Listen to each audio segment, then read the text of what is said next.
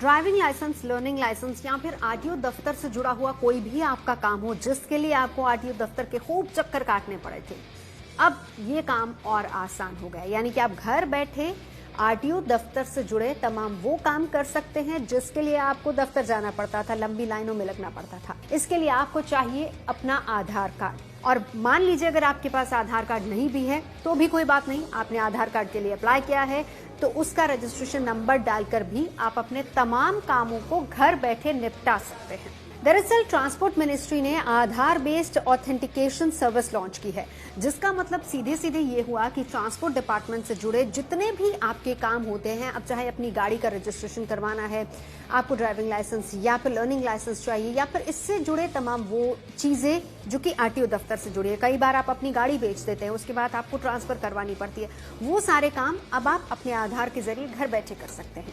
यानी अब ये सारी सर्विसेज भारत सरकार के उस ट्रांसपोर्ट पोर्टल पर आपके लिए उपलब्ध होंगी। तो चलिए आपको बताते हैं कि ट्रांसपोर्ट पोर्टल पर जाकर आप कौन कौन सी सर्विसेज अवेल कर सकते हैं। तो कुल मिलाकर 18 ऐसी सर्विसेज हैं जिनको आप इस पोर्टल पर जाकर अवेल कर सकते हैं, जिसमें लर्निंग लाइसेंस है, ड्राइविंग लाइसेंस का रिन्यूअल है, डुप्लीकेट ड्राइविंग लाइसेंस बनवाना है, ड्राइविंग लाइसेंस पर पता बदलवाना है तब भी आप इस पोर्टल पर जा सकते हैं, इंटरनेशनल ड्राइविंग परमिट अगर आपको लेना है तो भी आप अपने आधार के जरिए इस पोर्टल पर जाकर वो परमिट ले सकते हैं। इसके अलावा किसी भी तरह के वाहन को अगर आपने अपने लाइसेंस से हटवाना है तो वो भी काम यहाँ से हो सकता है, वाहन का टेम्पररी रजिस्ट्रेशन करवाना है वो भी हो सकता है। तो पूरी तरह से बनी बॉडी के वाहन का रजिस्ट्रेशन, जैसे कि ट्रक, बस का 2 बार रजिस्ट्रेशन होता है, एक बार बिना बॉडी के सिर्फ चेसी का और फिर बॉडी लगवाने का। अब चेसी लगने के बाद वाला रजिस्ट्रेशन भी आप ऑनलाइन करवा सकते हैं। इसके अलावा डुप्लीकेट रजिस्ट्रेशन सर्टिफिकेट अब आप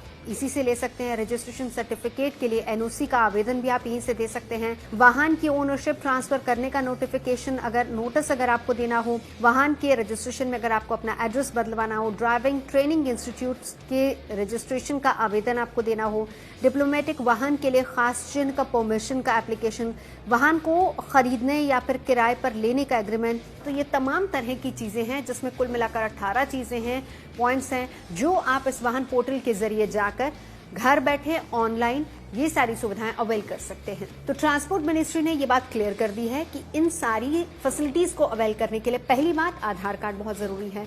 आधार कार्ड नहीं भी है, आपने आवेदन दे रखा है, तो उसका जो नंबर आपको मिलता है वो डाल के भी आप इन सारी फैसिलिटीज को अवेल कर सकते हैं।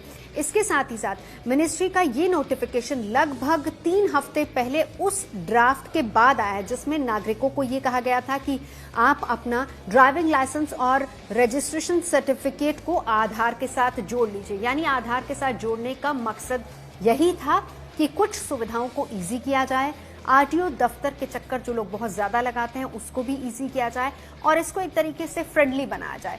तो यही एक मकसद था जिसके जरिए इन तमाम सुविधाओं को आपके लिए ट्रांसपोर्ट मिनिस्ट्री लेकर आई है।